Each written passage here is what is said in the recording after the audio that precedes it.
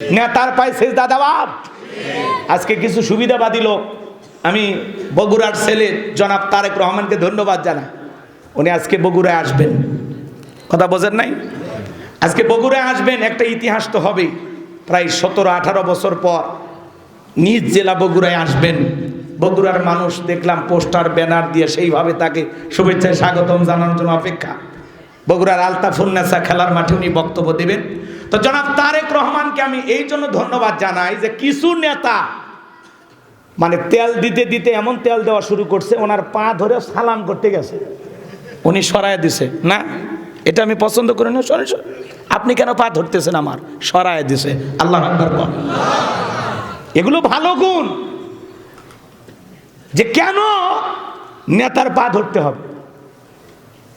এগুলো তেলবাজি, তেল দিবের চায় একটু টিকিট পাওয়ার জন্য, একটু নেতার নজরে আসার জন্য।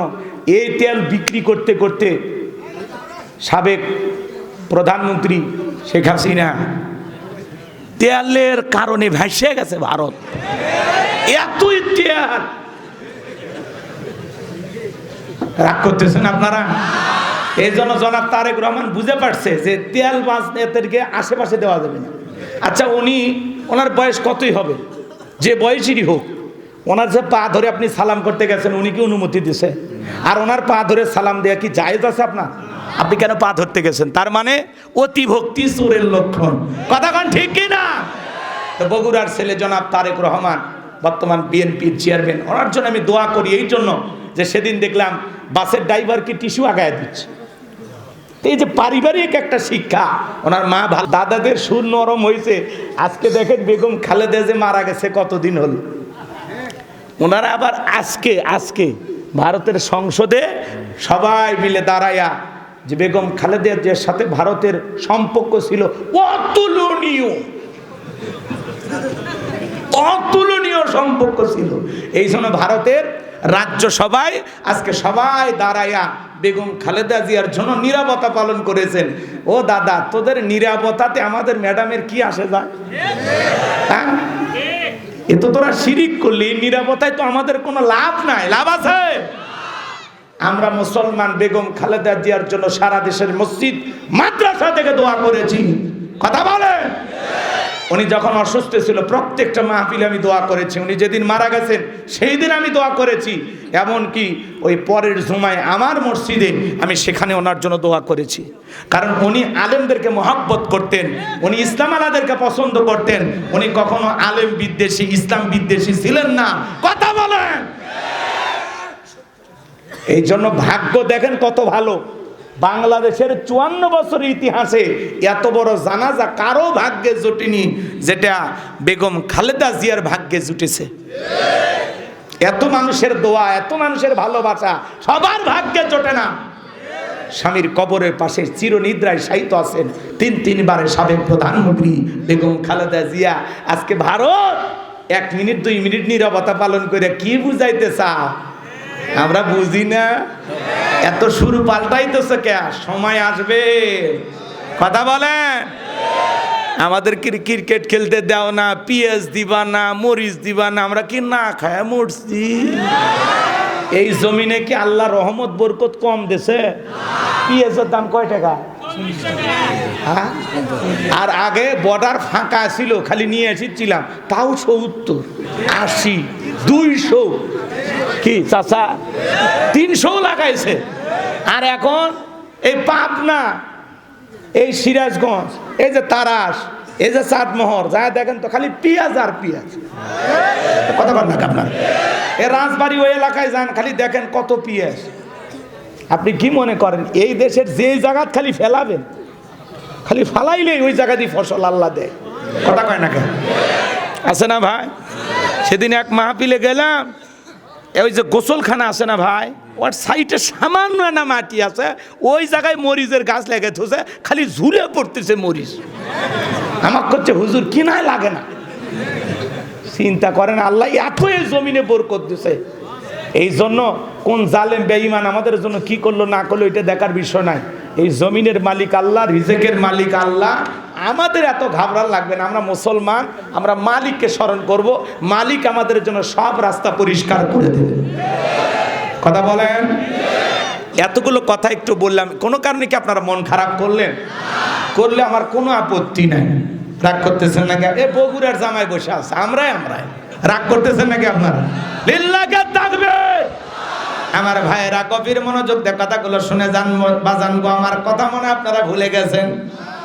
এইবার লোকমানে হাকিমের সন্তানকে সবাই আদর করতে লাগলেন, ভালোবাসা দেখাইতে লাগলেন।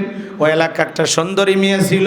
লোকমানে হাকিম আগে বলে দিয়েছে, বাবা ওই এলাকা একটা সুন্দরী মেয়ে আছে, খবরদার তারে কিন্তু বিয়ে করা যাবে না, চেহারাও দেখা যাবে না, বিয়ে করলেই কিন্তু বিপদ হবে। লোকমানে হাকিমের সন্তানকে এবার সবাই বলতেছে, বাবা তুমি কি বিয়ে করছো? বলে না, বিয়ে করি নাই। বলে, বাবা এলাকা একটা সুন্দরী মেয়ে আছে, পাত্রী কি দেখবা?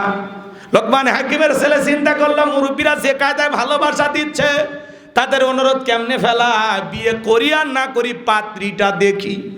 কথা বোঝেন নাই? এইবার পাত্রী দেখার জন্য রওনা করলো। যুবক, তুমি যখন পাত্রী দেখতে যাবা, কারা নিয়ে যাবা? দুলা ভাই, বন্ধু বান্ধব? কথা কয় না কেন? এ তুমি কি প্রতিবন্ধী? এত লোককে। আর এরা যদি যায়ও ঘরের বাইরে, ওই মেয়েকে তুমি সারা অন্য কোনো পুরুষ দেখা যায় আছে? ফোকাস। নিজের বউকে বিয়ে করে নিয়ে এসে বন্ধুর সাথে পরিচয়, দোস্ত ওই বিয়ে তো আসলি না, দেখ এই যে মালটা কি। আরে কত বড় ইবলিস, নিজের বউকে বন্ধুর সাথে পরিচয় করায় দেয় যে দেখ ঠকছি না জিতছি, দেখ। আস্তাগফিরুল্লাহ। এরকম মুসলমান আছে না? ওটা মুসলমানের কাতারে পড়ে কিনা আল্লাহ ছাড়া কেউ জানে না। আমার বউ দেখার অধিকারটা আমার। বন্ধুকে দেখাবো যে দোস্ত আমার জিনিসটা দেখে যা, এটা ঢাকে রাখবো যাতে কারো নজর না লাগে। কথা কয় না? এই যুবক শোনো, তাহলে পাত্রী যদি দেখতে চাও, দুইজন মহিলাকে নিয়ে যাবা, একটা মা আর একটা বোন। কথা কয়? খবরদার খালা ভাবিকে নিবা না, নেওয়া জায়েজ আছে, নিবা না। কারণ ভাবি চাইবে তার চাইতে কম সুন্দরী যেন ওই বাড়ির বউ হয়, কারণ বেশি সুন্দরী হলে ভাবির আবার কদর থাকবে না। আর খালারে নেওয়া যাবে না। খালা মেয়ে দেখতে যতই ভালো হোক, কোনো এক জায়গায় ভুল ধরে বলবে এর চাইতে আমার বাড়িতে আছে লাভলি ভালো, কারণ খালার বাড়িতে একটা রেডি হয়ে আছে। কথা বলছে? এজন্য খালার ভাবিক সাথে নেওয়া যাবে না। যদি ভালো বউ চাও তাহলে মা আর বোনকে সাথে নিবা। মা চাইবে আমার ছেলের যেন একটা ফুটফুটে সুন্দরী বউ হয়, আপনার বোন চাইবে আমার ভাইয়ের যেন চাঁদের চাইতে সুন্দরী বউ হয়। এই দুই মহিলার অন্তরে কোনো ভেজাল, এরা সব সময় আপনার ভালো চাইবে। কথা কি বুঝাইতে পারলাম? তাহলে পাত্রী দেখতে গেলে কারে নিয়ে যাবা? বন্ধু বান্ধব 20-30 জন। খবরদার, এগুলো পরিবর্তন করা লাগবে। রাগ করতেছেন মনে হয়? এ বাজান গো আমার, এইবার লোকমানে হাকিমের ছেলের সামনে যখন মেয়েটাকে উপস্থাপন করা হলো, বাজান মেয়েটা দেখতে এতটাই সুন্দরী ছিল, বিশ্ব সুন্দরী বললেও ভুল হবে না। এতটাই সুন্দরী, এক পলক দেখার সঙ্গে সঙ্গে লোকমানে হাকিমের ছেলে মনে মনে সিদ্ধান্ত নিল, বিয়ে যদি করি এই মেয়েকে করব, বইয়ের চেহারা তো এরকম সুন্দরী হওয়া দরকার। জোরে খন মারহাবা। লোকমানে হাকিমের ছেলের মনে ধরে গেছে। মুরব্বীরা ডেকে বলে, বাবা পাত্রী কেমন দেখলা? বলে 100-তে 100, কোনো ভুল নাই। তুমি কি রাজি আছো? বলে হ্যাঁ রাজি আছো। মেয়ে পছন্দ হয়েছে? বলে মাশাআল্লাহ। তাহলে এইবার শোনো বাবা, এই মেয়ের একটা গোপন সমস্যা আছে। কি সমস্যা? এলাকায় পাত্রী দেখতে গেলে আশেপাশে খবর নেন না যে অমুকের মেয়েকে দেখতেছি, মেয়ে কেমন? বলে অমুকের মেয়ের কথা বলতেছেন। ওই মেয়ে তো 7 দিন আগে কক্সবাজারে থেকে একটা আইফোন নিয়ে আসছে। এলাকার মানুষকে তো গোপন তত ফাঁস করে দিয়ে কার মেয়ে কি করছে। কথা কোন ঠিক কিনা? এইবার মুরব্বীরা ডেকে বলে, ও লোকমানে হাকিমের ছেলে, তুমি যদি বিয়ে করতে চাও বাজার, এই মেয়ের কিন্তু একটা গোপন সমস্যা আছে। এর আগেও মেয়েটার 10 বার বিয়ে হয়েছে, প্রত্যেকটা স্বামী বাসর ঘরে মারা গেছে, একটা স্বামীও জীবিত বের হয় নাই। তোমার সিরিয়াল 11 নাম্বার। এইবার তুমি বলো রাজি আছো না নাই? 10 বার বিয়ে হয়েছে, কয়বার? লোকমানে হাকিমের ছেলের সিরিয়াল 11 নাম্বার, কিন্তু মেয়েটারে মনে এতই ধরে গেছে লোকমানে হাকিমের ছেলে বিয়ে করতে চায়। আপনারা কি পুরো ঘটনাটা শুনবেন ভাই? লোকমানে হাকিমের ছেলে বিয়ে করলে ঘটনা কোন দিকে যায় শুনবেন? কারা কারা হাত তুলে দেখান তো দেখি। লিল্লাহি তাকবীর। হাত নামান। এদিকে লোকমান হাকিম তার ছেলেদেরকে বলতেছেন, ইয়া বুনাইয়া লা তুশরিক বিল্লাহ, হে আমার বর্ষ, হে আমার কলিজার টুকরা সন্তান, আল্লাহর সাথে কখনো কাউকে শরীক করা যাবে না। ইন্নাশ শিরকা লা যুলমুন আযীম, এই শিরিক হলো সবচেয়ে বড় জুলুম, সবচেয়ে বড় অপরাধ। সব পাপের বড় পাপ নাম হলো শিরিক। আমাদের সমাজে শিরিক আছে না নাই? বড় শিরিকগুলোকে শিরিকে আকবর বলা হয়, ছোট শিরিকগুলোকে শিরিকে আসগর বলা হয়। মাজারে সিজদা দেওয়া শিরিক, নেতার পায়ে সিজদা দেওয়া শিরিক। কথা কয় পীরের পায়ে সিজদা দেওয়ার শিরিক। কথা বলে মাজারে সিজদা দিয়ে আপনি কি চান? মাজারে পীর সাহেবের কি কোনো ক্ষমতা আছে আপনাকে কিছু দিতে পারে? কোনো কিছু যদি চাইতে হয় চাওয়া লাগবে কার কাছে? ফাইজা ফারাগাতা ফানসাব ওয়া ইলা রাব্বিকা ফারগাব, বান্দা যখন নিঃস্ব অসহায় দুর্বল হইবা, তোমার শূন্য হাতটা আমি আল্লাহর দিকে পেতে ধরো, তোমার শূন্য হাতটা আমি আল্লাহ পূর্ণ বানায় ফেরত দিব। বলুন সুবহানাল্লাহ। আর আমাদের সমাজের মানুষগুলো মাজারে যায়া, ওই যে বাগেরহাট চেনেন আপনারা, ওখানে গম্বুজের মধ্যে তেল মালিশ কইরা, মহিলা তল পেটের কাপড় আলোক কইরা নিজের পেটে সরিষা, নিজের চোখে দেখছি, ব্যানে ওয়াজ করি না আমি, দেখে ওয়াজ করি। হ্যাঁ দেখলাম। ওই আরে থামেন, কয় হুজুর দেখে পাপ করছে। এক ঝলক দেখছি, আমি কি 2 মিনিট তাকে ছিলাম? এক ঝলক দেখছি, যেটা যে পরিমাণে দেখলে জায়েজ আছে সেই পরিমাণে দেখছি। খালি চোখ পড়ছে আর নামাইছেই। আমি কি ইচ্ছে করে গেছি ওই জায়গা? এটা হঠাৎ করে চোখে পড়ে গেছে। হযরত আলী রাদিয়াল্লাহু তাআলাকে আল্লাহর হাবিব বলতেছে, জামাই শোনো, কোনো মেয়ের উপরে যদি হঠাৎ করে তোমার নজর পড়ে যায়, সঙ্গে সঙ্গে দৃষ্টিকে ফেরায় না, কারণ প্রথম দৃষ্টি তোমার আর দ্বিতীয় দৃষ্টি হলো ইবলিসের। কথা কি বুঝতে পারছেন? আর আপনি যদি মনে করেন একবার দেখা জায়েজ, ওই একবার দেখা জায়েজ ওইটা না, হঠাৎ করে চোখে পড়ে গেলে সেই ক্ষেত্রে দেখা জায়েজ। তা কতক্ষণ? চোখ পড়তে দেরি, চোখ ফিরায় নিয়ে আসতে দেরি করা যাবে না। এখন আপনি যদি এক ঝলক দেখে দেখেন কে 3 পিসটা ভালো হয়, পায়জামাটা কেঙ্গা দেখি তো, পায়ের জুতাটা দেখি তো, কপালের টিকি আছে কিনা, সেতিটা কেমনে করছে, এইভাবে দেখবে। জায়েজ নাই দিলে ভাই কথা কয় না কে? এক ঝলক হঠাৎ করে চোখে পড়ে গেছে, দেখা জায়েজ আছে। যেটা বলতে চাচ্ছিলাম শোনেন, এইবারে তল পেটে সরিষার তেলগুলো ওই গম্বুজ থেকে নিয়ে, আগে গম্বুজে তেল মাখছি, সেই তেল আবার তল পেটে মাখতেছে। আর ভাই একটা বেটা দে রে বাবা, একটা বেটা দে, তুই না বেটা দিলে আব্বা বেটা দেবে কি? এরপরে কিছু মহিলা দেখলাম ডাবের গাছের ডালের সাথে ইট ঝুলে রেখেছে, ইট। আমি বললাম এর ফজিলত কি? করছে হুজুর বুঝিচ্ছেন না, ইট ঝুলে রাখলে ইটটা যেরকম ভারী হয়, যেই মহিলা নিয়ত করে ঝুলে রাখলো কিছুদিন পরে ওই মহিলার পেটও ভারী হবে। আমি তখন বললাম ভাই, যে মেয়েদের বিয়ে হয়নি এরা যদি ঝুলে রাখে ওর পেটও ভারী হবি। তখন বলতেছে হুজুর এটা তো আমার বলতে পারি না। আছে না? না তাহলে 56টা দরবারে 60টা ছাগল মান্নত কইরা আপনি সন্তান চাইতেছেন, ছেলে মেয়ে দেওয়ার মালিক কি? তাহলে সেজদা মাজারে হবে না মসজিদে হবে? জোরে বলেন। সেজদা পীরের পায়ে দিয়ে লাভ কি? এমন পীর গাঁজা খায় মোজদারি লাল বানাছে, টস টাইপের মুখ কেউ খুঁজে পাওয়া যায় না, বগলে চুল দিয়ে বেরিবার হয়েছে। আর সুন্দরবনে অবস্থা, বান্দরবনে কি অবস্থা?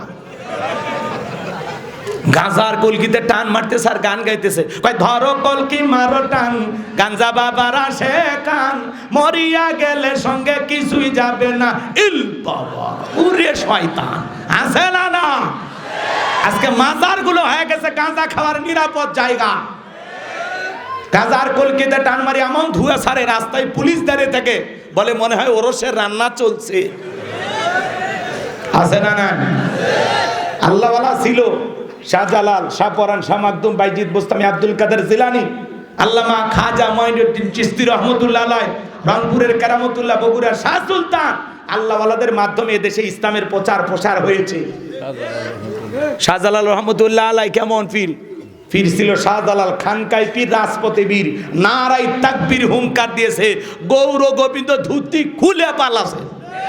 আল্লাহু আকবার কর। তারা ছিল আল্লাহওয়ালা। এখন তো ভণ্ড বের হয়েছে, খালি ভণ্ড, নারী পুরুষ একত্রে হ্যাঁ ডুগি তবলা বাজায় আর জিকির করে। আস্তাগফিরুল্লাহ, নাউজুবিল্লাহ। পীরের পায়ে সেজদা দেয়, পীর কিছুই কয় না। কথা কন না কেন? পীরের পায়ে সেজদা দেওয়া জায়েজ না হারাম? পীরের পায়ে সেজদা দেওয়া শিরিক, শিরিক। নেতার পায়ে সেজদা দেওয়া। আজকে কিছু সুবিধাবাদী লোক, আমি বগুড়ার ছেলে জনাব তারেক রহমানকে ধন্যবাদ জানাই, উনি আজকে বগুড়ায় আসবেন। কথা বোঝেন নাই? আজকে বগুড়ায় আসবেন, একটা ইতিহাস তো হবেই।